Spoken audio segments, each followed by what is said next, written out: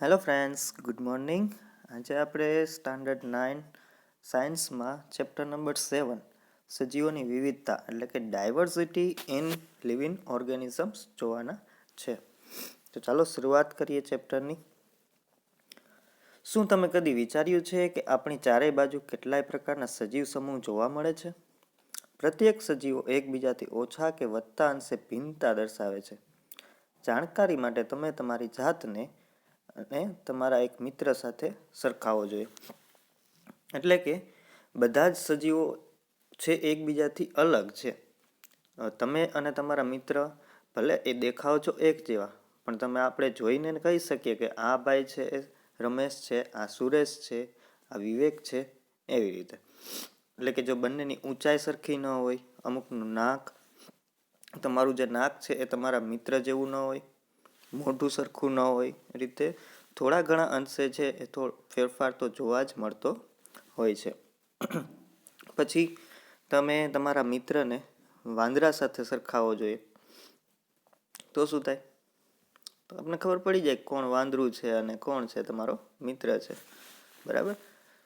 તો જો આપણે આપણી અને આપણા મિત્રની તુલના કોઈ વાનર સાથે કરીએ તો શું થાય? નિશ્ચિતપણે આપણા અને આપણા મિત્રની અને વાનર વચ્ચે ઘણી સમાનતા છે, પરંતુ જે આપણે એની તુલના ગાય અને વાનર બંને સાથે કરીએ તો ગાય કરતાં વાનર સાથેની સમાનતા છે આપણને વધારે જોવા મળે. કારણ કે ગાયને 4 પગ હોય, જ્યારે તમારા મિત્રને 2 જ પગ હોય. તો આ બધા લક્ષણોને આધારે જે છે એ આપણે એનું વર્ગીકરણ કરી શકીએ છીએ.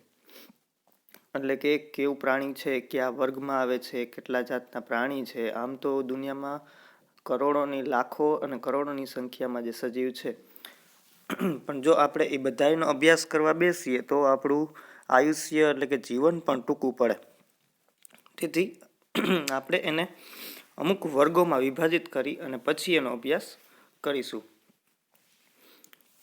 જોઈએ આગળ. એક પ્રવૃત્તિ છે કે આપણે દેશી અને જર્સી ગાય વિશે સાંભળેલું છે. તો એ બંનેમાં પણ ઘણો બધો ફેર છે કે જર્સી ગાય જેવું દૂધ ક્યાંય મળતું નથી. એ તો તમને બધાને ખ્યાલ જ હશે. તો દેશી ગાય અને જર્સી ગાય એક જેવી જ દેખાય છે? એમાં કઈ ફેર છે? હા, આપણે જોઈને ખબર પડી જાય કઈ દેશી ગાય છે અને કઈ જર્સી ગાય છે. આ પ્રવૃત્તિમાં આપણે એ નક્કી કરવાનું છે કે ઇચ્છિત સમૂહના સજીવોને માટે કયા વિશિષ્ટ લક્ષણો વધુ મહત્વપૂર્ણ છે. ત્યારબાદ આપણે એ પણ નક્કી કરીશું કે કયા લક્ષણની અવગણના કરી શકાય એમ છે. તો આ લક્ષણોને આધારે આપણે જે છે એનું વર્ગીકરણ કરી શકીએ. હવે તમે વિચારો કે પૃથ્વી પર રહેવાવાળા સજીવોના વિભિન્ન સમૂહોને માટે આપણે એક બાજુ જ્યાં સૂક્ષ્મદર્શક યંત્ર વડે જોઈ શકીએ એવા બેક્ટેરિયા છે, જેમનું કદ કેટલાક જ માઇક્રોમીટર હોય છે, જ્યારે બીજી બાજુ 30 મીટર લાંબી બ્લુ વેલ એટલે કે સાવ નાના સૂક્ષ્મજીવથી લઈ અને મોટી જે 30 મીટરવાળી લાંબી બ્લુ વેલ છે એટલા પ્રાણી છે. અને એવી જ રીતે વૃક્ષોમાં જોવા જઈએ તો કેલિફોર્નિયામાં એક વૃક્ષ જાય છે જે રેડવુડના નામથી ઓળખાય છે, જે 100 મીટર ઊંચા વૃક્ષો પણ મળી આવે છે. એટલે કે એની હાઇટ છે, જે ઊંચાઈ 100 મીટર જેટલી છે. જ્યારે કેટલાક છે પાઇનના વૃક્ષ છે, હજારો વર્ષ સુધી જીવે છે. અને કેટલાક મચ્છર જોઈએ આપણે તો મચ્છરનું આયુષ્ય કેટલું હોય? વધીને 2 કે 3 દિવસ. કોકના હાથમાં આવે એટલે પૂરું. તો આમ આપણે કઈ રીતે વર્ગીકરણ કરી શકીએ? એક તો એના લક્ષણોને આધારે, એના રંગને આધારે, એના આયુષ્યને આધારે. તો આ બધાને લીધે આપણે સજીવોનું અલગ અલગમાં વર્ગીકરણ કરશું. જે વિવિધતા રંગીન જીવો, પારદર્શી કીટકો અને વિવિધ રંગવાળા પક્ષીઓ અને પુષ્પોમાં પણ જોવા મળે છે. આપણી ચારેય બાજુએ આ અમાપ વિભિન્નતાનો વિકાસ થવા માટે લાખો વર્ષનો સમય લાગ્યો છે. તમને ખ્યાલ હોય તો પહેલાં ડાયનોસોર જોવા મળતા, પણ હવે નથી. એનું શું કારણ? તો કે એ સજીવો હવે લુપ્ત થઈ ગયા, પણ બધા જ લુપ્ત નથી થયા. આમાં લાખો વર્ષનો સમયગાળો લાગ્યો છે. આ બધા સજીવોને જાણવા માટે અને સમજવા માટે આપણી પાસે ખૂબ જ ઓછો સમયગાળો છે. તેથી તેના માટે એક એક કરીને વિચાર કરી શકતા નથી. એટલે કે એકને જ પ્રાણી વિશે આપણે અભ્યાસ કરીએ તો ખૂબ જ સમય જતો રહે અને આપણી જિંદગી પણ ટૂંકી પડે. તેના સ્થાને આપણે સજીવોની સમાનતાનો અભ્યાસ કરીશું, જેથી આપણે તેઓને વિભિન્ન વર્ગમાં મૂકીશું. પછી એ વર્ગ અને સમૂહનો અભ્યાસ કરીશું.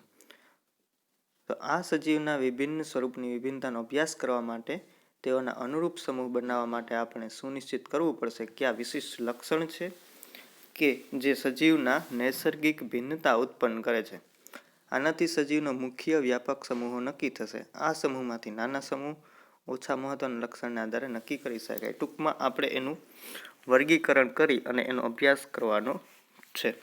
અને આ ચેપ્ટરમાં તમારે જે વનસ્પતિ સૃષ્ટિ અને પ્રાણી સૃષ્ટિ છે મહત્વના ટોપિક છે, તો એના ઉપર ખાસ ધ્યાન આપજો. અને બીજો ભાગ છે એ ડિલીટેડ પોર્શનમાં છે, એટલે કોર્સમાંથી નીકળી ગયો છે, છતાં આપણે એકવાર ઉપર છલી નજર કરી લઈએ. ચાલો જોઈએ 7.1 વર્ગીકરણનો આધાર શું છે, કઈ રીતે આપણે વર્ગીકરણ કરીએ છીએ. સજીવના સમૂહના વર્ગીકરણનો પ્રયાસ છે પ્રાચીન સમયથી થતો રહ્યો છે. ગ્રીક તત્વચિંતક એરિસ્ટોટલ સજીવોનું વર્ગીકરણ તેમના જમીન, પાણી અને હવાના નિવાસસ્થાનના આધારે કર્યું હતું. એક ગ્રીક તત્વચિંતક છે, એનું નામ છે એરિસ્ટોટલ. એણે આ સજીવનું વર્ગીકરણ છે એ જમીન, પાણી અને હવા, એટલે કે કઈ જગ્યાએ વસવાટ કરે છે એના આધારે કર્યું હતું. તો આમ તમે જુઓ તો જે છે ઓળખવાનો ખૂબ જ સરળ રસ્તો છે. એટલે કે ભાઈ જે જમીન ઉપર રહેતા હોય એને અલગ કરી દીધા, પાણીમાં રહેતા હોય એને અલગ કરી દીધા, હવામાં ઉડતા હોય એ બધાને અલગ કરી દીધા. પણ જો આપણે અલગ રીતે વિચારીએ તો જમીન ઉપર રહેતા હોય અથવા તો પાણી ઉપર રહેતા હોય એમાં પણ ઘણી બધી ભિન્નતા જોવા મળે. દાખલા તરીકે સમુદ્રમાં રહેવાવાળા સજીવો છે જેવા કે પ્રવાળ, વેલ, ઓક્ટોપસ, સ્ટારફિશ અને શાર્ક, તે કોઈ પણ રીતે એકબીજાથી ખૂબ જ ભિન્ન છે. બધા રહે છે ક્યાં? સમુદ્રમાં. તો આને ઓળખવામાં ખૂબ જ તકલીફ પડે કે આનો અભ્યાસ આપણે કરવો હોય તો એને આપણે આનાથી પણ અલગ વિભાગમાં એનું વર્ગીકરણ કરવું પડે. આ બધામાં એક જ માત્ર સમાનતા તેમના નિવાસસ્થાનની છે, બીજી કોઈ એકેયમાં સમાનતા છે નહીં. એના જ આધારે સજીવો વિશે વિચારવાના અભ્યાસ કરવા માટે તેને સમૂહમાં વહેંચવા યોગ્ય નથી. એટલે કે ખાલી નિવાસસ્થાનને આધારે આપણે એ લોકોને વર્ગીકરણ કરી શકીએ નહીં. એટલા માટે આપણે હવે એ નિર્ણય કરવાનો છે કે કયા વિશિષ્ટ લક્ષણોને આધારે મોટા વર્ગનું નિર્માણ કરી શકાય. ત્યારબાદ આપણે અન્ય લક્ષણના આધારે કોઈક વર્ગના ઉપસમૂહને વર્ગીકૃત કરી શકીએ. આ રીતે દરેક વર્ગમાં વર્ગીકરણની ક્રિયા નવા લક્ષણને ધ્યાનમાં રાખીને અમલમાં મૂકી શકીએ છીએ. આ વિષયમાં આગળ વધતા પહેલા આપણે લક્ષણોના અર્થને સમજવા પડશે. જ્યારે આપણે કોઈ પણ સજીવને વિવિધ સમૂહમાં વર્ગીકૃત કરીએ ત્યારે સૌથી પહેલા આપણે એ જાણવું જરૂરી બને કે આ સમૂહના સભ્યોમાં કઈ કઈ સમાનતા છે, જેના આધારે કેટલાક સજીવોને એક સાથે રાખી શકાય. ટૂંકમાં જે સજીવમાં સમાનતા છે એને આધારે આપણે એને અલગ અલગ વિભાગમાં વર્ગીકરણ કરશું. વાસ્તવમાં આ તેનું લક્ષણ અને વર્તણૂક હોય છે, અને આપણે એમ કહી શકીએ કે સજીવોનું સ્વરૂપ અને કાર્ય હોય છે. કોઈ પણ સજીવની લાક્ષણિકતા એ સજીવનું કોઈ વિશિષ્ટ સ્વરૂપ અથવા તો વિશિષ્ટ કાર્ય છે. હાથમાં 5 આંગળી હોય છે જે એક લક્ષણ છે, પણ બધી આંગળીઓનું કામ શું છે? અલગ અલગ. એવી જ રીતે આપણા દોડવાની ક્ષમતા અને વડના વૃક્ષના દોડવાની ક્ષમતા હોતી નથી, એ પણ એક લક્ષણ છે. હવે આપણે જોઈશું કે કેટલાક લક્ષણોને કેવી રીતે અન્યથી તુલનામાં વધારે પાયાના લક્ષણના સ્વરૂપમાં વર્ગીકૃત કરવામાં આવે છે. તમે વિચાર કરો કે એક પથ્થરની દિવાલ કેવી રીતે બને છે. તો પહેલા નીચે 4-5 પથ્થર હોય, પછી એની ઉપર પથ્થર મૂકવામાં આવે, પછી એની ઉપર પથ્થર મૂકવામાં આવે. તો દિવાલમાં ઉપયોગમાં લેવાયેલા પથ્થર છે વિભિન્ન આકાર અને કદના હોય છે. અહીં ધ્યાન રાખવા જેવી બાબત એ છે કે ઉપરની તરફ મૂકેલા પથ્થરનો આકાર અને કદ નીચેના પથ્થરોને પ્રભાવિત કરતા નથી. એટલે કે જે બધાથી ઉપર આપણે પથ્થર મૂકેલા છે દિવાલની ઉપર, એ કંઈ નીચેનાને અસર નથી કરતા. પણ જો નીચે જ આડાવાળા પથ્થર આપણે મૂકી દીધા હોય તો દિવાલ ઊભી થાય? ન થાય. પરંતુ નીચલા સ્તરના પથ્થરના આકાર છે એમની ઉપરવાળા પથ્થરના આકાર ઉપર ચોક્કસ પ્રભાવ કરે છે. નીચે ત્રિકોણ આપણે પથ્થર મૂકતા જાય તો દિવાલ ઊભી રહે? ન રહે. અહીં સૌથી નીચેના સ્તરના પથ્થરની જેમ સજીવોમાં પણ એવા લક્ષણ લેવામાં આવે છે કે જે સજીવોના મોટા ભાગના વર્ગને નિર્ધારિત કરે છે. તે લક્ષણ સજીવના બીજા કોઈ પણ સંરચનાત્મક તથા ક્રિયાત્મક લક્ષણથી સ્વતંત્ર હોય છે, પરંતુ તેના પછીના સ્તરના લક્ષણ પહેલા સ્તરના લક્ષણ પર તો નિર્ભર જ છે. એટલે કે આ દિવાલનું નિર્માણ જે રીતે થાય એવી રીતે આપણે પાયાથી એનો અભ્યાસ કરવાનો છે. એટલે કે જેટલી સમાનતા છે એના ઉપરથી આપણે એક પછી બીજું લક્ષણ છે એની ચર્ચા કરશું, પછી ત્રીજા લક્ષણની. આવી રીતે જે છે વનસ્પતિ, પ્રાણી અને બીજા બધા સજીવનું વર્ગીકરણ કરવામાં આવશે. બીજું આમાં કશું જાણવા જેવું છે નહીં અને એ પણ તમારે ડિલીટેડ પોર્શન છે એટલે એક્ઝામમાંથી તો નીકળી જ ગયો છે. ચાલો જોઈ નાખીએ ફટાફટ વર્ગીકરણ અને ઉદ્વિકાસ. બધા સજીવોને તેની શરીર રચના અને કાર્યના આધારે ઓળખી શકાય છે અને એનું વર્ગીકરણ પણ કરી શકાય છે. શરીરની રચનાના બંધારણના કેટલાક લક્ષણ અન્ય લક્ષણની તુલનામાં વધારે પરિવર્તન લાવે છે. તેમાં સમયની પણ ખૂબ જ મહત્વપૂર્ણ ભૂમિકા હોય છે. છેવટે જ્યારે કોઈ શરીર રચના અસ્તિત્વમાં આવે ત્યારે શરીરમાં પછીથી થવાના હોય એવા કેટલાક પરિવર્તનને અસર પહોંચાડે છે. બીજા શબ્દોમાં કહીએ તો શરીર રચના દરમિયાન જે લક્ષણ પહેલા જોવા મળે છે તેને મૂળભૂત લક્ષણના સ્વરૂપમાં માનવામાં આવે છે. આના પરથી એ ખ્યાલ આવે છે કે સજીવના વર્ગીકરણનો સજીવના ઉદ્વિકાસ સાથે કેટલો નજીકનો સંબંધ છે. સજીવનો ઉદ્વિકાસ શું છે? આપણે જેટલા પણ સજીવોને જોઈએ છીએ તેઓ બધા જ નિરંતર આવનારા પરિવર્તનની પ્રક્રિયાનું સ્વાભાવિક પરિણામ છે કે જેના અસ્તિત્વ માટે આવશ્યક છે. આ વિધાન જે સજીવના ઉદ્વિકાસની પૂર્વધારણા સૌથી પહેલા ચાર્લ્સ ડાર્વિન નામના વૈજ્ઞાનિકે 1859માં એના પુસ્તક ધ ઓરિજિન ઓફ સ્પેસીસમાં આપી હતી. શું કીધું હતું તેણે? કે તેઓ બધા જ નિરંતર આવનારા પરિવર્તનની એ પ્રક્રિયાનું સ્વાભાવિક પરિણામ છે. એટલે કે પરિવર્તન આવે તો એને જીવવા માટે જે કાંઈ પણ કરવું પડશે એ બધા સજીવો પોતાની રીતે કોશિશ કરશે.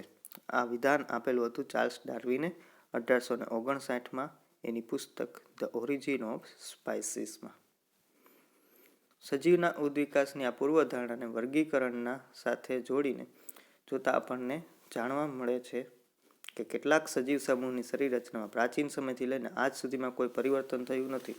અમુક સજીવ એવા હોય છે કે જેમાં પહેલેથી લઈ અને અત્યાર સુધીમાં કોઈ પરિવર્તન થયું નથી, પરંતુ કેટલાક સજીવ સમૂહની શરીર રચનામાં પર્યાપ્ત પરિવર્તન જોવા મળે છે. ઉદાહરણ તરીકે જોઈએ તો પહેલાં આપણે આદિમાનવ હતા, આપણને પૂંછડી હતી, પણ અત્યારે જે પૂંછડી છે એ આપણને જોવા મળતી નથી. તો પહેલા પ્રકારના સજીવોને આદિ અથવા નિમ્ન સજીવ કહે છે, જ્યારે બીજા પ્રકારના સજીવને શ્રેષ્ઠ અથવા તો ઉચ્ચ સજીવ કહેવાય છે. પરંતુ આ શબ્દ યોગ્ય નથી, કારણ કે તેનાથી તેઓની ભિન્નતાઓનો વ્યવસ્થિત ખ્યાલ આવતો નથી.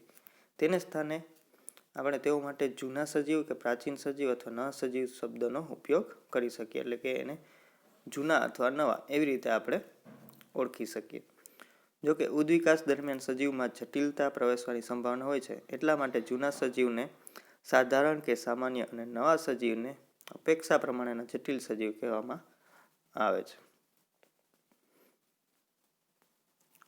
હવે છે વર્ગીકરણ સમૂહની પદાનુક્રમિત સંરચના, એટલે કે ધ હાયરાર્ચી ઓફ ક્લાસિફિકેશન ગ્રુપ્સ. 3 વૈજ્ઞાનિક હતા જેઓ આ બધા સજીવને અલગ અલગ વિભાગમાં વર્ગીકૃત કર્યા. જેમાંનો પહેલો છે અર્નેસ્ટ હેકેલ, રોબર્ટ વિટેકર અને કાર્લ વુઝ નામના વૈજ્ઞાનિકોએ બધા સજીવને સૃષ્ટિ નામક વ્યાપક વર્ગમાં વિભાજિત કરવાનો પ્રયત્ન કર્યો. એટલે કે બધા જ સજીવને એણે નામ આપી દીધું સૃષ્ટિ. પછી આ બધા સજીવને એણે અલગ અલગ જે લક્ષણોને આધારે અલગ અલગ એના ભાગ પાડ્યા અને એ 5 વિભાગમાં એણે વર્ગીકૃત કર્યું. વિટેકર દ્વારા રજૂ થયેલી વર્ગીકરણ પદ્ધતિમાં 5 સૃષ્ટિ છે. એમાં પહેલી છે મોનેરા, બીજી છે પ્રોટિસ્ટા, ત્રીજી છે ફૂગ, ચોથી છે વનસ્પતિ સૃષ્ટિ અને 5મું છે પ્રાણી સૃષ્ટિ. આ 5માંથી તમારે વનસ્પતિ સૃષ્ટિ અને પ્રાણી સૃષ્ટિ છે એ ખાસ જોવાની છે અને બાકીનો ભાગ છે એ પરીક્ષામાંથી રદ થઈ ગયો છે, એટલે બહુ એમાં મહેનત કરવાની નથી. છતાં મોનેરા, પ્રોટિસ્ટા અને ફૂગ કેવા કેવા લક્ષણોને આધારે એને વર્ગીકૃત કર્યા છે એ આપણે જોઈ લેશું અને એમાં કેવા કેવા પ્રકારના સજીવો આવે છે એ જોવાનું છે. તો આ સમૂહ કોષીય સંરચના પોષણનો સ્ત્રોત અને શરીર આયોજન અને પોષણ મેળવવાની પદ્ધતિના આધારે બનાવ્યા હતા. વુઝે એના વર્ગીકરણમાં મોનેરા સૃષ્ટિને આર્કિયો બેક્ટેરિયા અને યુ બેક્ટેરિયામાં વહેંચી છે. વુઝ નામના વૈજ્ઞાનિકે 2 વિભાગમાં વિભાજિત કરી મોનેરા સૃષ્ટિને, એક તો આર્કિયો બેક્ટેરિયા અને યુ બેક્ટેરિયા. પછી જોઈએ છે ફરીથી ભિન્ન સ્તરોમાં સજીવને ઉપસમૂહમાં વર્ગીકૃત કરાય છે. જેમ કે સૌની પહેલા તો સૃષ્ટિ, પછી એણે સમુદાય નામ આપ્યું, ફાઇલમ છે એ પ્રાણીઓ માટે અને વિભાગ છે એ વનસ્પતિ માટે. પછી છે જે વનસ્પતિનો વર્ગ અથવા તો પ્રાણી હોય તેનો વર્ગ, ગોત્ર, એનું કુળ, પછી એની પ્રજાતિ અને જાતિ. આવી રીતે અલગ અલગ લક્ષણો એના વિભાગ પાડી અને બધાને વર્ગીકૃત કર્યા છે. આ રીતે વર્ગીકરણ સ્તરોમાં સજીવના વિભિન્ન લક્ષણોને આધારે નાનામાં નાના સમૂહમાં વહેંચતા જતા આપણને વર્ગીકરણના નાનામાં નાના એકમ સુધી પહોંચી શકીએ છીએ.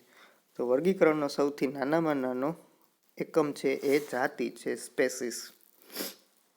તમને 1 માર્કમાં એવો પ્રશ્ન પૂછી શકે કે પ્રાણીઓ અથવા તો વનસ્પતિના સજીવના વર્ગીકરણનો સૌથી નાનામાં નાનો એકમ શું છે? તો સજીવના વર્ગીકરણનો સૌથી નાનામાં નાનો એકમ જે છે એ જાતિ છે. અલબત્ત આપણે ક્યાં સજીવને એક જ જાતિના સજીવો કહીએ, વિશાળ અર્થમાં એક જાતિના એવા તમામ સજીવનો સમાવેશ થાય છે જેઓ પ્રજનન કરીને પેઢીને આગળ વધારી શકે છે. વિટેકર દ્વારા રજૂ થયેલી સજીવ સૃષ્ટિની વર્ગીકરણની 5 મુખ્ય સૃષ્ટિઓની વિશેષતાઓ નીચે દર્શાવેલી છે. જો આપણે જોયું હતું કે પહેલી જાતિ એમાં હતી મોનેરા. તો જોઈએ મોનેરા શું છે. આ સજીવોમાં સુયોજિત કોષકેન્દ્ર કે અંગિકાઓ હોતી નથી, ના તો તેમના શરીર છે બહુકોષીય હોય છે. એટલે કે આ સજીવ સુયોજિત કોષકેન્દ્ર એટલે કે સ્પષ્ટ રીતે આપણે આમાં કોષકેન્દ્ર જોઈ શકતા નથી, અથવા તો એને બીજી કોઈ અંગિકાઓ હોતી નથી, અને એના શરીર છે એ પણ બહુકોષીય હોતા નથી. એટલે કે એક જ કોષવાળા શરીર હોય છે જેમાં કોષકેન્દ્ર સ્પષ્ટ જોઈ શકાતું નથી. અન્ય રીતે જોતા તેમાં જોવા મળતી વિવિધતા અન્ય લક્ષણો પર નિર્ભર કરે છે. તેઓમાં કેટલાકમાં કોષ દિવાલ જોવા મળે છે જ્યારે કેટલાકમાં કોષ દિવાલ નથી. અમુક સજીવમાં કોષ દિવાલ હોય જ્યારે અમુકમાં હોતી નથી. બહુકોષીય સજીવમાં કોષ દિવાલ હોવી કે ન હોવી તેની વિપરીત અસર તેઓની શરીર રચના પર થતી નથી. કેટલાક સજીવો પોતાનો ખોરાક જાતે બનાવે છે. જે સજીવ પોતાનો ખોરાક જાતે બનાવે એને સ્વયંપોષી કહેવાય, અને જે બીજા ઉપરથી આધાર રાખે એટલે કે આપણે જે છે વનસ્પતિ ઉપર આધાર રાખીએ છીએ તો આપણે પરપોષી કહેવાય. ઉદાહરણ તરીકે બેક્ટેરિયા, નીલહરિત લીલ અથવા સાયનોબેક્ટેરિયા, માઇકોપ્લાઝમા. હવે આકૃતિ 7.1માં તમને કેટલાક મોનેરા છે એ દર્શાવેલા છે. બેક્ટેરિયા છે અને એના બીના છે. પછી મોનેરા પછી બીજી પ્રજાતિ હતી પ્રોટિસ્ટા, જેને આપણે પ્રજીવ પણ કહીએ છીએ. આ સમૂહ કે જૂથમાં એક કોષીય ઘણા પ્રકારના સુકોષ કેન્દ્રીય સજીવનો સમાવેશ થાય છે. હોય તો એક કોષવાળા જ, પણ આમાં સુકોષ કેન્દ્રીય હોય એટલે કે આમાં કોષ કેન્દ્ર આપણે સ્પષ્ટ રીતે જોઈ શકીએ. આ વર્ગના કેટલાક સજીવોમાં પ્રજનન માટે પક્ષમો કસાર નામની રચના જોવા મળે છે. તેઓ સ્વયંપોષી કે વિષમપોષી બંને પ્રકારના હોય છે, એટલે કે પોતાનો ખોરાક બનાવી પણ શકે અને અમુક જે છે બીજા ઉપર આધાર રાખતા હોય છે. ઉદાહરણ તરીકે એકકોષીય લીલ, ડાયેટમ્સ એટલે કે દ્વિઅણુ જેમાં 2 અણુ હોય, પ્રોટોઝોઆ વગેરે. અને આની આકૃતિ તમને 7.2માં આપેલી છે. જો યુગ્લિના છે, અમીબા છે અને પેરામિસિયમ છે. તો આ બધાને શું કહેવાય છે? પ્રોટિસ્ટા. હવે જોઈએ ત્રીજી છે ફૂગ. તો આ વિષમપોષી યુકેરિયોટિક સજીવ છે. તેઓ સડેલા કાર્બનિક પદાર્થોના પોષણ માટે ઉપયોગ કરે છે. એટલે કે આપણે ઘણીવાર જોઈએ તો બ્રેડ ઉપર જે છે એ સફેદ સફેદ પડ જામી જાય છે, અથવા તો ભૂખરા કલર જેવું થઈ જાય છે. તો એ શું છે? એને આપણે ફૂગ કહીએ છીએ. એટલે કે જે સડેલા કાર્બનિક પદાર્થ છે એમાંથી એનું પોષણ મેળવે છે. તેથી જ તેને મૃતજીવી પણ કહેવાય છે. તેઓમાંની ઘણી બધી ફૂગ તેમના જીવનની વિશેષ અવસ્થામાં બહુકોષીય ક્ષમતા પ્રાપ્ત કરી લે છે. ફૂગની કોષ દિવાલમાં કાઇટિન નામની જટિલ શર્કરા હોય છે. અને ઉદાહરણ તરીકે ઈસ્ટ, મશરૂમ વગેરે. જો તમને ફૂગ આપેલી છે એસ્પરજીલસ, પેનિસિલિયમ અને એગેરિક્સ. કેટલીક ફૂગની જાતિઓ નીલહરિત લીલની સાથે સ્થાયી આંતરસંબંધ ચલાવે છે અને સહજીવન, આને શું કહેવાય છે? સહજીવન. આવા સહજીવી સજીવોને લાઇકેન કહે છે અને આ લાઇકેન્સ મોટેભાગે વૃક્ષની છાલ પર રંગીન ધબ્બાઓ સ્વરૂપમાં જોવા મળે છે. તમને બધાને ખ્યાલ હોય તો લિટમસ પેપર જે છે, પીએચ માપવા માટેનું લિટમસ પેપર, આ લિટમસ પેપર જે છે એ લાઇકેન નામની વનસ્પતિમાંથી મળે છે અને આ લાઇકેન નામની વનસ્પતિમાં ફૂગ અને લીલ બંને સાથે રહે છે. ફૂગ છે એ લીલને રક્ષણ આપશે અને જ્યારે લીલ જે ખોરાક બનાવશે એ ફૂગને આપશે. એટલે કે આવી રીતે બંને કોમ્પ્રોમાઇઝ કરી અને સાથે રહે છે, જેને આ સ્થાયી આંતરસંબંધ કહેવાય છે અને જેને આપણે સહજીવન પણ કહીએ છીએ. હવે અહીંયાથી જે ચેપ્ટર છે એ તમારે ખૂબ જ મહત્વનું છે, કારણ કે આ બે વનસ્પતિ સૃષ્ટિ અને પ્રાણી સૃષ્ટિ જે છે એ તમારે મોસ્ટ ઇમ્પોર્ટન્ટ છે. તો ધ્યાનથી સાંભળજો અને એવું લાગે તો મેન ટોપિક છે એ લખતા પણ રહેજો. વનસ્પતિ સૃષ્ટિ. તો આપને બધાને ખ્યાલ છે કે વનસ્પતિ સૃષ્ટિમાં જે છે એ કોષ દિવાલ હોય છે, જ્યારે પ્રાણી સૃષ્ટિમાં છે કોષ દિવાલનો અભાવ હોય છે. વનસ્પતિ સૃષ્ટિ એટલે કે વનસ્પતિ જે છે સ્વયંપોષી હોય છે, એટલે કે પ્રકાશ સંશ્લેષણ દરમિયાન પોતાનો ખોરાક જાતે બનાવી શકે છે, જ્યારે પ્રાણીઓ છે એ પોતાનો ખોરાક જાતે બનાવી શકતા નથી. તો આ બંનેની આપણે ડિટેલમાં ચર્ચા કરીએ, વિસ્તૃત ચર્ચા કરીએ. તો એ પહેલાં જોઈ લઈએ. પહેલાં તો સજીવો જે અત્યાર સુધી જોઈ ગયા એમાં આદિકોષ કેન્દ્રીય અને બીજું છે સુકોષ કેન્દ્રીય. આદિકોષ કેન્દ્રીયમાં એક કોષીય સજીવ, દાખલા તરીકે મોનેરા. પછી આપણે સુકોષ કેન્દ્રીય એટલે જેમાં કોષ કેન્દ્ર સ્પષ્ટ જોઈ શકાય એવા, એમાં એક કોષીયમાં હતું પ્રોટિસ્ટા અને બહુકોષીયમાં આપણે જોયું કે જેમાં કોષ દિવાલ હોય અને જેમાં કોષ દિવાલ ન હોય. તો કોષ દિવાલ હોય એવા વનસ્પતિ બધા અને કોષ દિવાલ ન હોય એવા પ્રાણી સૃષ્ટિ બધી. ચાલો, વનસ્પતિ સૃષ્ટિ. વનસ્પતિમાં પ્રથમ સ્તરના વર્ગીકરણ એ તથ્યો પર આધારિત છે કે વનસ્પતિ દેહના મુખ્ય ભાગો પૂર્ણ રીતે વિકસિત તેમજ વિભેદિત હોય છે અથવા વિભેદિત હોતા નથી. વિભેદિત કરવું એટલે કે ભાગ પાડવું, છૂટું કરવું. વર્ગીકરણના તેના પછીના સ્તરમાં વનસ્પતિ દેહમાં પાણી અને અન્ય પદાર્થના સંવહન કરવાની વિશિષ્ટ પેશીઓની હાજરીના આધારે વર્ગીકરણ થાય છે. એટલે કે પહેલાં વિકસિત છે, વિભેદિત છે અથવા તો વિભેદિત નથી, પેલું લક્ષણ એ જોશું. પછી જે છે એમાં પાણી અને અન્ય પદાર્થનું વહન કઈ રીતે થાય છે અથવા તો પેશીઓની હાજરી છે કે નહીં એના આધારે વર્ગીકરણ કરશું. અને ત્રીજું, ત્યારબાદ વર્ગીકરણની ક્રિયાના અંતર્ગત એ જોવામાં આવે છે કે વનસ્પતિમાં બીજ ધારણની ક્ષમતા છે કે નથી. એટલે કે જે વનસ્પતિ બીજ ધારણ કરી શકે છે અથવા તો બીજ ધારણ કરી શકતી નથી એ. પછી જો હોય તો બીજ છે એ ફળની અંદર વિકાસ પામે છે કે અંદર વિકાસ પામતું નથી. ટૂંકમાં આપણે આ 4 લક્ષણને આધારે વનસ્પતિ સૃષ્ટિનું વર્ગીકરણ કરશું. પહેલા જોઈએ એકાંગી. આ વનસ્પતિની શરીર રચનામાં વિભેદીકરણ જોવા મળતું નથી અને આ વનસ્પતિને સામાન્ય રીતે લીલ કહે છે. તેઓ મુખ્યત્વે પાણીમાં જોવા મળે છે. દાખલા તરીકે યુલોથ્રિક્સ પાયરોગાયરા, કારા, ક્લેડોફોરા વગેરે. જો બધાની આકૃતિ તમને આપેલી છે. પછી દ્વિઅંગી એટલે કે જેમાં 2 અંગ હોય. વનસ્પતિ સૃષ્ટિના આ વર્ગની વનસ્પતિના વનસ્પતિ વર્ગને ઉભયજીવી પણ કહેવાય છે. વનસ્પતિ વર્ગનો ઉભયજીવી પણ કહેવાય છે. વનસ્પતિ દેહ આ વનસ્પતિના પ્રકાંડ અને પર્ણ જેવી રચનામાં વિભાજિત થાય છે. તો દ્વિઅંગીમાં કયા કયા 2 અંગો હોય તમને એવું પૂછી શકે તો એક પ્રકાંડ અને બીજું પર્ણ. જોકે આ વનસ્પતિ દેહના એક ભાગથી બીજા ભાગ સુધી પાણી અથવા બીજી વસ્તુનું વહન કરવા માટે કોઈ પેશીય સંરચના હોતી નથી. એટલે કે પેશીનો તો અભાવ જ હોય છે. જેમ એકાંગીમાં પેશીનો અભાવ હતો એવી રીતે દ્વિઅંગીમાં પણ પેશીનો અભાવ જ હોય છે. દાખલા તરીકે શેવાળ, માર્કેન્સિયા, જો નીચે આકૃતિ આપી છે, રિક્સિયા છે, માર્કેન્સિયા છે, ફ્યુનારિયા છે. નામ થોડાક અઘરા છે પણ તમારે તો યાદ રાખવાની કોશિશ તો કરવી જ જોશે અને બને ત્યાં સુધી યાદ તો રાખી જ લેવાના. પછી છે ત્રિઅંગી. આ વર્ગની વનસ્પતિઓના શરીર મૂળ, પ્રકાંડ અને પર્ણ. દ્વિઅંગીમાં શું હતું? ખાલી પ્રકાંડ અને પર્ણ. જ્યારે ત્રિઅંગીમાં શું આવશે? મૂળ પણ વધારે આવી જશે, એટલે કે મૂળ, પ્રકાંડ અને પર્ણ. તેની દેહ રચનામાં પાણી અને અન્ય પદાર્થનું એક ભાગથી બીજા ભાગ સુધી વહન કરવા માટે વાહક પેશીઓ પણ આવેલી હોય છે. જ્યારે એકાંગી અને દ્વિઅંગીમાં વાહક પેશી હોતી નથી. જ્યારે ત્રિઅંગીમાં વાહક પેશી પણ જોવા મળે છે. ઉદાહરણ તરીકે માર્સેલિયા, હંસરાજ, હોર્સટેલ વગેરે. સુકાયક એટલે કે એકાંગી, દ્વિઅંગી અને ત્રિઅંગી આ ત્રણેયમાં અનાવૃત કે નગ્ન ભ્રૂણ જોવા મળે છે, જેઓને બીજાણુ કહેવાય છે. આ ત્રણેય વનસ્પતિ સમૂહની વનસ્પતિઓમાં પ્રજનનાંગ અપ્રત્યક્ષ હોય છે, તેમજ તેઓમાં બીજ ઉત્પન્ન કરવાની ક્ષમતા હોતી નથી. આથી તેઓને અપ્રત્યક્ષ પ્રજનન અંગોવાળી વનસ્પતિ અથવા તો અપુષ્પી વનસ્પતિ કહેવાય. એકાંગી, દ્વિઅંગી અને ત્રિઅંગી આ ત્રણ જે છે એઓ બીજ ઉત્પન્ન કરી શકતી નથી, એટલે કે એને અપુષ્પી વનસ્પતિ કહેવાય.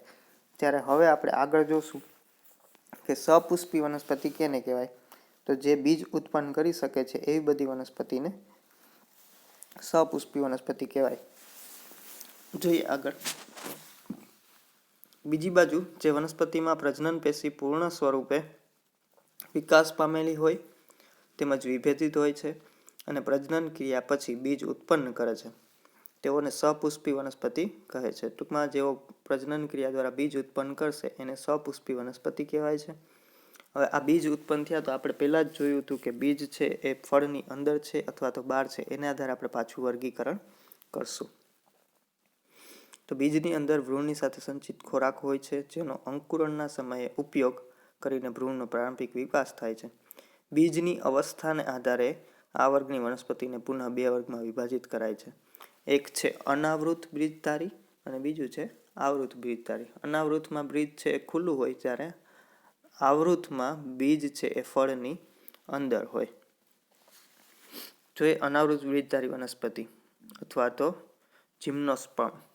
આ શબ્દ જિમ્નો અને સ્પર્મા ભેગા મળીને ગ્રીક શબ્દથી બનેલો છે. ગ્રીક શબ્દ છે જેમાં જિમ્નોનો અર્થ થાય છે નગ્ન અને અથવા અનાવૃત અને સ્પર્માનો અર્થ થાય છે બીજ. આથી તેઓને અનાવૃત બીજધારી વનસ્પતિ કહે છે. તેઓ બહુવર્ષાયુ, સદાબહાર અને કાષ્ઠીય વનસ્પતિઓ છે. ઉદાહરણ તરીકે પાઇનસ અને સાયકસ. જોઈ લો, આ બંને ઉદાહરણ છે એ અનાવૃત બીજધારીના છે. હવે જોઈએ આવૃત બીજધારી વનસ્પતિ. તો આ શબ્દ બે ગ્રીક શબ્દનો બનેલો છે, એન્જિયોસ્પર્મ. તો એન્જિયો એટલે કે આવૃત અને સ્પર્મા એટલે બીજ. આ વનસ્પતિના બીજ ફળની અંદર આવૃત કે ઢંકાયેલા હોય છે. બીજ ક્યાં હોય? ફળની અંદર. તેના બીજનો વિકાસ છે બીજાશયની અંદર થાય અને ત્યારબાદ એ ફળ બને. તેમને સપુષ્પી વનસ્પતિઓ પણ કહેવાય છે. તેઓમાં ખોરાકનો સંગ્રહ બીજપત્રોમાં થાય છે અને ભ્રૂણપોષમાં થાય છે. બીજપત્રોની સંખ્યાને આધારે અનાવૃત બીજધારી વનસ્પતિઓને બે વર્ગમાં વિભાજિત કરાય છે. એટલે કે એક બીજપત્ર ધરાવતી વનસ્પતિને એક દળી, બે બીજપત્ર ધરાવતી વનસ્પતિને દ્વિદળી. ટૂંકમાં જેના આપણે બે ફાડા કરી શકીએ એ દ્વિદળી અને જેના ફાડા ન થાય એવા એક દળી. દાખલા તરીકે ઘઉં લ્યો તો એના બે ફાડા કહી શકીએ આપણે પલાળીને. ચણા છે, વટાણા છે. તો આવી રીતે જેના જેના બે ભાગ થઈ શકે તો એને આપણે દ્વિદળી કહેશું. જેને નથી કરી શકતા એને એક દળી કહેશું. ચાલો, તો વનસ્પતિ સૃષ્ટિનું આટલો આપણે અભ્યાસ કર્યો. તો આ બહુ છે મહત્વનો છે. જોઈ લઈએ આપણે, ફટાફટ રિવિઝન કરી લઈએ. અને આ એક કોઠો યાદ રાખશો એટલે તમને અંદાજ આવી જશે કે કઈ વનસ્પતિ છે કઈ રીતે હોય છે. તો આપણે વર્ગીકરણ કઈ રીતે કર્યું? પહેલાં તો એના વિભેદિત અથવા તો અવિભેદિતના આધારે. તો અવિભેદિત વનસ્પતિ દે એમાં શું હતું? સુકાયક.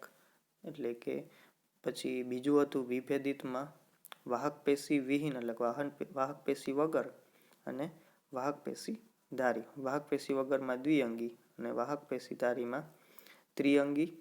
એટલે કે બીજ ઉત્પન્ન પછી આપણે વિભાજન કર્યું કે બીજ ઉત્પન્ન ન કરતી અને બીજ ઉત્પન્ન કરતી. અને બીજ ઉત્પન્ન થાય છે તો એ કઈ રીતે થાય છે? એક તો અનાવૃત અને બીજું છે આવૃત. અને આવૃત થાય છે તો એમાં એક દળી અને દ્વિદળી. ચાલો, પ્રાણી સૃષ્ટિ. તો આ વર્ગના સુકોષકેન્દ્રીય અને બહુકોષીય અને વિષમપોષી સજીવોને મૂકવામાં આવ્યા છે. તેઓના કોષમાં કોષ દિવાલ જોવા મળતી નથી. મોટા ભાગના પ્રાણીઓ પ્રજનનશીલ હોય છે. શરીર રચના તેમજ વિભેદીકરણને આધારે તેઓનું આગળ વર્ગીકરણ કરવામાં આવ્યું છે. ટૂંકમાં એના શરીરની રચના કેવી છે એના આધારે આપણે એનું અને વિભેદીકરણને આધારે એનું આપણે વિભાજન અથવા તો વર્ગીકરણ કરીશું. ચાલો જોઈએ. પેલું છે છિદ્રકાય અથવા તો સછિદ્રા પોરીફેરા. પોરીફેરા શબ્દનો અર્થ થાય છે છિદ્રયુક્ત સજીવ. તે સ્થાયી સજીવ છે જેઓ કોઈ આધાર સાથે ચોંટીને રહે છે. તેમના સંપૂર્ણ શરીરમાં અનેક છિદ્રો જોવા મળે છે. નીચે આકૃતિ તમને આપેલી છે એટલે ત્યાં જરાક જોતા જાજો. આ છિદ્રો શરીરમાં હાજર નલિકા તંત્ર સાથે જોડાયેલા હોય છે, જેના માધ્યમથી શરીરમાં પાણી, ઓક્સિજન અને ખોરાકનું વહન થાય છે. તેઓનું શરીર કઠણ આવરણ અને બાહ્ય કંકાલ દ્વારા ઢંકાયેલું હોય છે.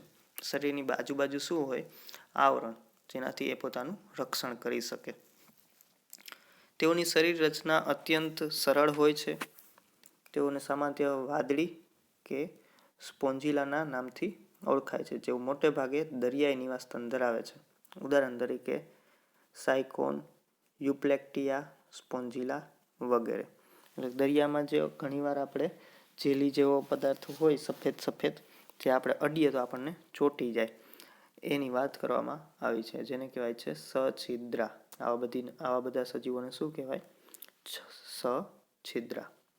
એટલે જેમાં શરીરમાં ઘણા બધા છિદ્રો હોય છે, જેમાંથી એ પોતાના ખોરાકનું, પાણી અને ઓક્સિજનનું વહન કરે છે.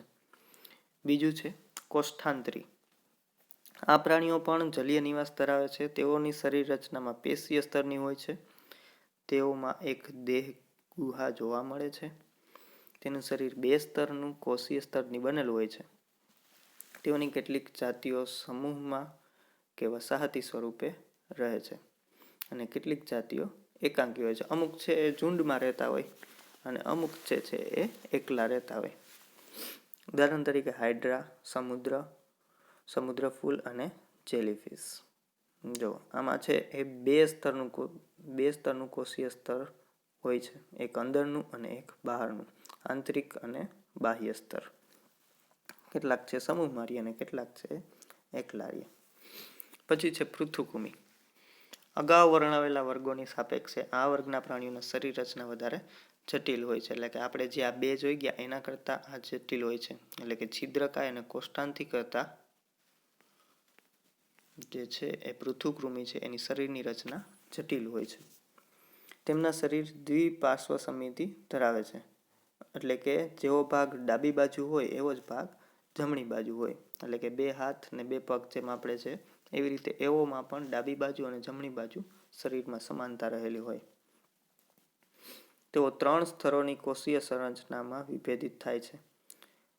આવા પ્રાણીઓને ત્રિગર્ભસ્તરીય કહે છે. એટલે કે 3 સ્તરની કોષીય સંરચનામાં વિભેદિત થતા હોય એવા પ્રાણીઓને ત્રિગર્ભસ્તરીય કહેવાય.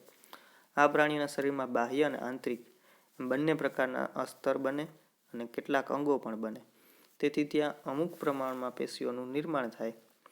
તેઓમાં સાચી કે વાસ્તવિક દેહ ગુહાનો અભાવ હોય, જેમાં સુવિકસિત અંગ વ્યવસ્થિત હોય.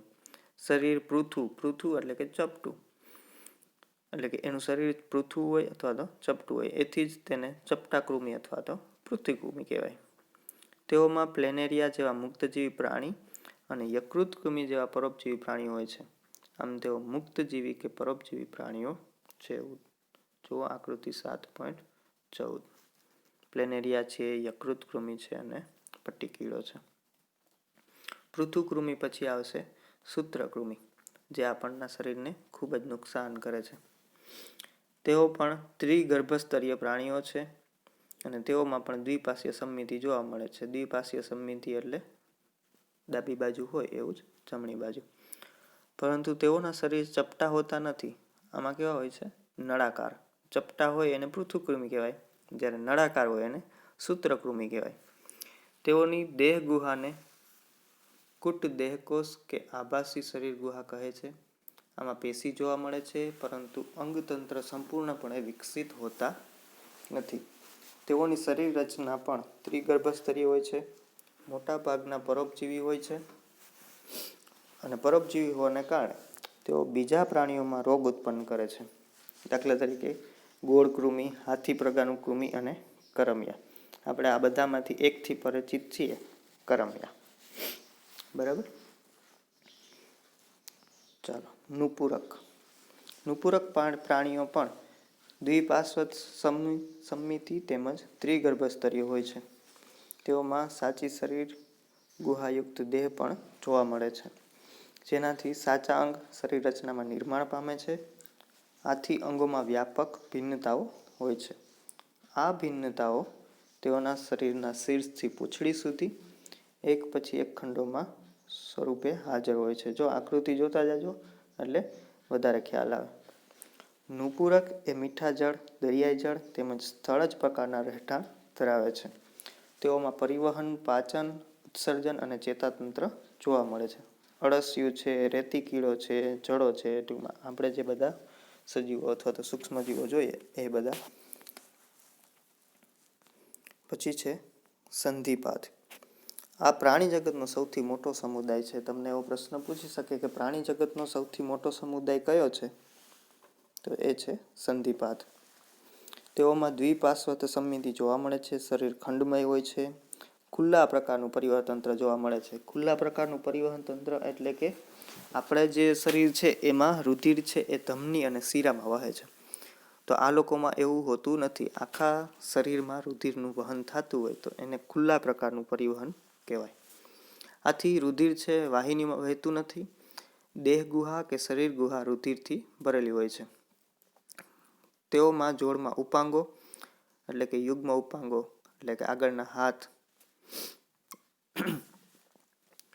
કેટલાક સામાન્ય ઉદાહરણ છે ઝીંગો, પતંગિયું, માખી, કરોળિયું, વીછી, કરચલો વગેરે. આ બધા છે એ સંધિપાદ ઉદાહરણ છે, જો તમને આકૃતિ આપેલી છે. મૃદગાય. આ પ્રાણીઓના સમૂહમાં દ્વિપાર્શ્વ સમમિતિ જોવા મળે છે. તેઓની દેહ ગુહા નાની હોય છે તેમજ શરીરમાં થોડુંક વિખંડન થાય છે. મોટાભાગના મૃદુકાય પ્રાણીઓમાં કવચ જોવા મળે છે.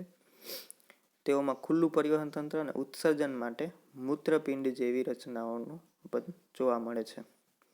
એટલે આમાં વધારે એક મૂત્રપિંડ અને ઉત્સર્જન માટે મૂત્રપિંડ, બાકી જે ખુલ્લું પરિવહન તંત્ર છે એ આપણે આગળ જોયું સંધિપાદ એના જેવું જ હોય છે. દાખલા તરીકે જોઈએ તો કાઇટોન, ઓક્ટોપસ, પાયલા વગેરે. અને આના પ્રચલન માટે એ લોકોમાં મૃદુ પગનો પણ ઉપયોગ કરે છે.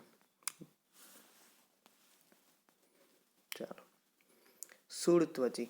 ગ્રીકમાં ઇકિનોનો અર્થ થાય છે કંટકીય નલિકામય રચના અને ડર્માનો અર્થ થાય છે ત્વચા, અને જેથી આપણે એનું પૂરું નામ શું છે, એકિનોડર્મેટા.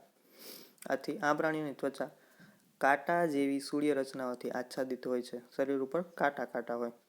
તેઓ મુક્તજીવી દરિયાઈ પ્રાણી છે. તેઓ દેહ ગુહા કે શરીર ગુહાયુક્ત ત્રિગર્ભસ્તરીય પ્રાણીઓ છે. તેઓમાં વિશિષ્ટ પ્રકારનું જલ પરિવહન નલિકા તંત્ર જોવા મળે છે, જે તેઓને પ્રચલનમાં સહાયક બને છે. તેઓમાં કેલ્શિયમ કાર્બોનેટનું સખત કંકાલ અને સૂળો જોવા મળે છે. સૂળો એટલે કે કાંટા. અને શરીર ઉપર શું હોય, શૂળત્વચી. જો નામ ઉપરથી જ ખ્યાલ આવી જાય કે એના શરીર ઉપર કાંટા હશે. દાખલા તરીકે તારા માછલી છે, સાગર કોટા છે, સમુદ્ર કાકડી છે અને પંખ તારા એટલે કે બરડ તારા. જો નીચે બધી આકૃતિ આપી છે કેના ઉદાહરણ છે, શૂળત્વચીના. ફ્રેન્ડ્સ, આ બધા જ તમારે નામ છે ભલે થોડાક અઘરા છે પણ યાદ તો રાખવા જ જોશે. પ્રાથમિક મેરુદંડી. તેઓ દ્વિપાર્શ્વ સમમિતીય ત્રિગર્ભસ્તરીય તેમજ દેહયુક્ત પ્રાણીઓ છે.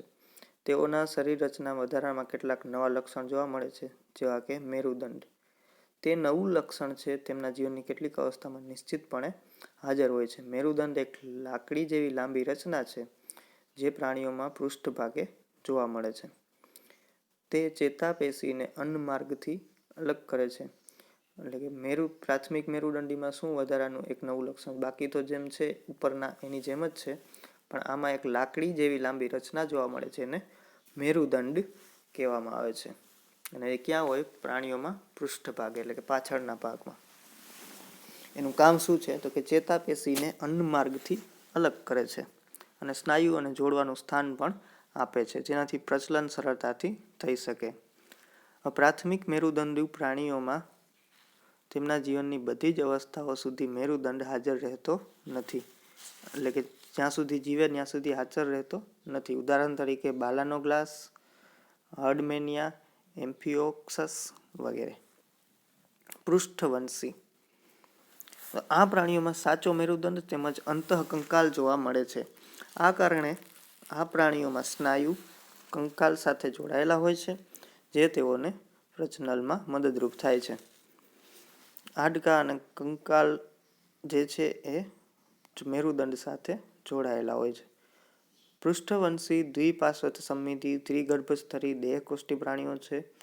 એઓમાં પેશી તેમજ અંગોનું જટિલ કક્ષાએ વિભેદન થયેલું જોવા મળે છે. બધા જ પૃષ્ઠવંશી પ્રાણીઓમાં નીચે આપેલા લક્ષણો જોવા મળે છે. જેટલા પૃષ્ઠવંશી પ્રાણી છે એમાં નીચેના લક્ષણ છે. એક તો બધામાં મેરુદંડ હોય છે, પછી કરોડરજ્જુ હોય છે, ત્રિગર્ભસ્તરીય રચના હોય છે, અને યુગ્મિત ઝાલરપોથી અને દેહ ગુહા અથવા તો શરીર ગુહા હોય છે. પછી પૃષ્ઠવંશી પ્રાણીઓને ફરીથી આપણે 5 વિભાગમાં વર્ગીકૃત કરીએ છીએ.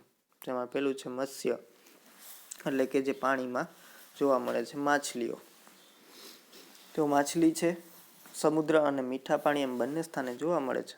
તેઓની ત્વચા ભીંગડા અથવા પ્લેટોથી ઢંકાયેલી હોય છે.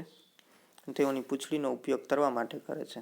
માછલી બધાએ જોયા જ હોય, એટલે આમાં કશું સમજાવવાની જરૂર હોય એવું મને લાગતું નથી. તેઓ તેમની પૂંછડીનો ઉપયોગ તરવા માટે કરે. એનું શરીર ચપટું, રેખીય, ત્રાકાકાર હોય છે. તેઓ શ્વસન ક્રિયા માટે ઝાલરનો ઉપયોગ કરે છે. આપણે 7મા ધોરણથી શીખતા આવીએ છીએ કે માછલીઓ શ્વસન માટે શેનો ઉપયોગ કરે છે?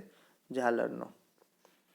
જે પાણીમાં દ્રવ્ય થયેલ ઓક્સિજનનો ઉપયોગ કરે છે તેઓ અસમતાપીય હોય છે અને માનવ હૃદયના 4 ખંડથી વિપરીત તેઓના હૃદય દ્વિખંડી હોય છે. આપણા હૃદયમાં 4 ખંડ હોય, 2 કર્ણક અને 2 ક્ષેપક, જ્યારે માછલીઓનું હૃદય જે છે એ દ્વિખંડીય હોય. તેઓ ઈંડા આપે છે. કેટલીક માછલીઓમાં કંકાલ માત્ર કાસ્થીનું બનેલું હોય છે, જેવી કે શાર્ક. કંકાલના 2 પ્રકાર છે, કાસ્થી અને અસ્થિ. તો અમુક માછલીમાં કંકાલ માત્ર કાસ્થીનું બનેલું હોય છે, દાખલા તરીકે શાર્ક. અન્ય પ્રકારની માછલીઓનું કંકાલ અસ્થિનું બનેલું હોય છે, જેમ કે ટ્યુના અથવા રોહુ. નીચે અમુક માછલી આપી છે, તમે નિરાતે જોઈ લેજો. બીજું છે ઉભયજીવી. ઉભયજીવી એટલે એવા પ્રાણી જે પાણી અને જમીન બંને જગ્યા ઉપર રહી શકે. આ માછલીઓ કરતાં ભિન્ન હોય, કારણ કે તેઓમાં ભીંગડા હોતા નથી. તેઓની ત્વચા પર શ્લેષ્મ ગ્રંથિઓ હોય છે અને હૃદય ત્રિખંડી હોય છે. આમાં હૃદય કેટલું હોય? ત્રિખંડી. જ્યારે માછલીમાં દ્વિખંડી અને આપણામાં 4 ખંડનું હોય. તેઓમાં બાહ્ય કંકાલ હોતું નથી. મૂત્રપિંડ જોવા મળે છે. શ્વસન છે ઝાલર અને ફેફસા દ્વારા થાય છે, અને આ પણ ઈંડા આપે છે. દાખલા તરીકે ડેડકો, સાલામાન્ડર, ટોડ વગેરે. સરીસૃપ એટલે પેટે સરકીને ચાલવાવાળા બધા પ્રાણીઓ. આ પ્રાણીઓ ઠંડા રુધિરવાળા છે. તેઓના શરીર ભીંગડાઓ દ્વારા આવૃત હોય છે. શ્વસન છે ફેફસા દ્વારા થાય છે. હૃદય સામાન્યતઃ 3 ખંડોનું હોય છે, પરંતુ મગરમચ્છનું હૃદય છે 4 ખંડોનું હોય છે. જો આમાં પણ અપવાદ છે. તમારામાં જેવી રીતે અપવાદ છે એવી રીતે આ લોકોમાં પણ અપવાદ છે. બધા કાંઈ આ વિડીયો જોવાના નથી, કારણ કે બધા લોકોને ભણવું નથી. કોરોના જિંદાબાદ. ચાલો, તો મગરમચ્છનું હૃદય છે 4 ખંડનું બનેલું હોય છે. એમાં મૂત્રપિંડ જોવા મળે છે. આ લોકો પણ ઈંડા આપે છે, અને તેઓના ઈંડા કઠણ અને મજબૂત કવચથી ઢંકાયેલા હોય છે. અને ઉભયજીવીની જેમ તેઓ પાણીમાં ઈંડા મૂકવાની આવશ્યકતા પડતી નથી. દાખલા તરીકે કાચબો, સાપ, ગરોળી, મગરમચ્છ. બરાબર. જે લોકો પેટે સરકીને ચાલતા હોય વધારે પડતા, એ બધાનો સમાવેશ ક્યાં થાય? સરીસૃપમાં. વિહગ. વિહગ એટલે પક્ષીઓ. આ ઉચ્ચ રુધિરવાળા અને સમતાપી પ્રાણીઓ છે. તેઓ 4 ખંડોનું હૃદય ધરાવે છે. તેઓ ઈંડા મૂકે છે. તેઓમાં 2 જોડ ઉપાંગો હોય છે. તેઓમાં 2 અગ્ર ઉપાંગો ઉડવા માટે પાંખોમાં પરિવર્તિત થયેલા હોય છે. આપણે નથી ઉડી શકતા, તો આપણે વિહગમાં ન આવીએ. શરીર છે પાંખોથી ઢંકાયેલા હોય છે. શ્વસન માટે ફેફસા, અને બધા પક્ષીઓને આ વર્ગમાં મૂકવામાં આવ્યા છે. સસ્તન. સસ્તન પ્રાણીઓ ઉષ્ણ રુધિરવાળા, એટલે કે જેનું લોહી ગરમ હોય અને સમતાપી પ્રાણીઓ છે. સસ્તનનું હૃદય 4 ખંડોનું બનેલું હોય છે. આ વર્ગના બધા જ પ્રાણીઓ નવજાત શિશુને પોષણ આપવા માટે સ્તન ગ્રંથિઓ ધરાવે છે. એની ત્વચા ઉપર વાળ, પ્રસ્વેદ, તેલ ગ્રંથિ આવેલી હોય છે. જોકે કેટલાક પ્રાણીઓ અપવાદ રૂપે ઈંડા પણ મૂકે છે, જેવા કે સેપો અને પ્લેટિપસ. કાંગારૂ જે સસ્તન છે તેઓ અવિકસિત નવજાતને માર્સુપિયમ નામની કોથળીમાં ત્યાં સુધી લટકાવી રાખે છે જ્યાં સુધી તેઓ પૂર્ણ વિકાસ પામતા નથી. કાંગારૂ બધા એને જોયા જ છે, કેવા હોય, આગળ કોથળીમાં એણે એના બચ્ચાને રાખેલું હોય. જે બચ્ચાને જન્મ આપે એ બધાને આપણે સસ્તન કહીએ છીએ. તો આ હતું પ્રાણીઓનું વર્ગીકરણ. તમે એકવાર ફરીથી આ કોઠો જોઈ અને રિવાઇઝ કરી લેજો. હવે જોઈએ છે નામકરણ. નામકરણ એટલે શું અને ક્યારથી આપણે નામકરણ આપવાની શરૂઆત કરી. તો તમે નીચે આવેલા પ્રાણીઓ અથવા વનસ્પતિના નામ જેટલી ભાષામાં આપી શકે એટલી ભાષામાં ટ્રાય કરો. વાઘ છે, મોર છે, કીડી છે, લીમડો છે, કમળ છે અને બટાટા છે. તો આપણે વિદેશમાં ક્યાંય જઈને એમ કહીએ કે ભાઈ મને કમળ આપો, તો એને ખબર ન પડે કમળ એટલે શું. તો જેમ જેમ પ્રદેશ બદલશે એમ છે એની ભાષા પણ બદલશે. તો આવું થાય એટલે બહુ તકલીફ જેવું વસ્તુ છે એમ. એટલે એના માટે થઈ અને આપણે એની વૈજ્ઞાનિક નામકરણ પદ્ધતિ છે એ વાપરીએ છીએ. જોઈએ આપણે શું છે. આમ બધાના નામ વિભિન્ન ભાષાઓમાં અલગ અલગ આપેલા છે. એટલા માટે જ્યારે કોઈ એક ભાષામાં સજીવની વાત કરતા હોય ત્યારે એવું થઈ શકે છે કે બીજી ભાષા જાણવાવાળા તેને સમજી શકતા નથી. કોઈ ઉર્દૂ બોલતો હોય એને આપણે વાઘ શું છે એ ખબર ન પડે. વૈજ્ઞાનિકોએ ઘણા સજીવોને એક વૈજ્ઞાનિક નામ આપી આ સમસ્યાનો ઉકેલ કાઢ્યો. જેમ કે વિભિન્ન રાસાયણિક તત્વોને સંકેતમાં નિરૂપિત કરીને દર્શાવ્યા છે. આપણે દાખલા તરીકે કહી શકીએ ઓક્સિજનની સંજ્ઞા O છે, કાર્બનની C છે. તો એણે એવી રીતે નામકરણ આપ્યા તો આપણને ખ્યાલ આવે છે. એવી જ રીતે જો કોઈ સજીવને માત્ર એક જ વૈજ્ઞાનિક નામ હોય તો આખી દુનિયામાં તમે ગમે ત્યાં જાઓ એ જ નામથી ઓળખાય છે. નામકરણ પદ્ધતિ માટે આપણે જે વૈજ્ઞાનિક પદ્ધતિનો ઉપયોગ કરીએ છીએ, આપણે કઈ વૈજ્ઞાનિક પદ્ધતિનો ઉપયોગ કરીએ તો પહેલાં તેની પ્રજાતિનું નામ અને પછી એની જાતિનું નામ. તો આ પદ્ધતિ સૌ પ્રથમ કેરોલસ લિનિયસ નામના વૈજ્ઞાનિક છે 18મી શતાબ્દીમાં જેણે શરૂઆત કરી. વૈજ્ઞાનિક નામકરણ પદ્ધતિ સજીવોની એકબીજામાં જોવા મળતી સમાનતા અને ભિન્નતા ઉપર આધાર રાખે છે. જોકે નામકરણ પદ્ધતિમાં આપણે સજીવના વર્ગીકરણના બધા પદાનુક્રમ અને કક્ષાઓને ધ્યાનમાં લેતા નથી, પરંતુ આપણે શું જોઈએ છે એની પ્રજાતિ અને જાતિ. પહેલું નામ છે પ્રજાતિનું અને પછી એનું બીજું નામ છે જાતિનું. નામકરણ પદ્ધતિ માટે કેટલાક સવિશેષ બાબતો પણ વિચાર કરી શકીએ, જેમ કે પ્રજાતિનું નામ અંગ્રેજી મૂળાક્ષરથી થવું જોઈએ, જાતિનું નામ નાના અક્ષરથી થવું જોઈએ, અને જો છાપેલું હોય તો વૈજ્ઞાનિક નામ ઇટાલિકથી લખાવવું જોઈએ. જો તેઓને હાથથી લખવામાં આવે તો પ્રજાતિ અને જાતિ બંનેના નામની નીચે અધો રેખાંકન અલગ અલગ. ટૂંકમાં આ જે છે એની પદ્ધતિ છે કે આપણે કઈ રીતે જે નામ લખવું જોઈએ. કોઈ પણ 5 પ્રાણી અને વનસ્પતિના વૈજ્ઞાનિક નામને શોધો. શું તેઓના વૈજ્ઞાનિક નામો અને સામાન્ય નામમાં કઈ સમાનતા છે? જો આપણે જોઈએ કે વૈજ્ઞાનિક નામ એટલે શું. દાખલા તરીકે જો લાયન છે તો લાયનને આપણે પેન્થેરા લિયો નામથી ઓળખીએ છીએ. આ બાજુના જમણી બાજુ જે છે એ એના વૈજ્ઞાનિક નામકરણ છે. એટલે કે આ પેન્થેરા છે એની પ્રજાતિ અને લિયો છે એની જાતિ છે. એવી રીતે પીકોક એટલે કે મોર છે તો મોરનું નામ શું છે? પ્રાવો ક્રિસ્ટેસ્ટસ. એવી રીતે ફોક્સ વલ્પસ વલ્પસ, ટાઈગર પેન્થેરા ટાઇગ્રીસ, હોર્સ ઇક્વસ કેબેલસ. આવી રીતે તમે ગૂગલમાં સર્ચ મારશો તો તમારે જે પ્રાણીનું વૈજ્ઞાનિક નામ જોતું હશે એ તમને મળી જશે. બરાબર. તો આ હતું તમારું chapter number 7 living organisms, diversity in living organisms, એટલે કે સજીવોમાં વિવિધતા.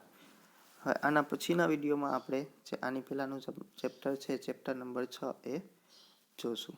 તો આ ચેપ્ટરને ફરીથી એકવાર વાંચી લેજો અને આના જે પણ પ્રશ્ન જવાબ છે અને એક માર્કના જે પૂછાય એવા પ્રશ્ન છે હું તમને વચ્ચે વચ્ચે કહેતો જ ગયો છું, તો એ પણ જરાક યાદ રાખી લેજો.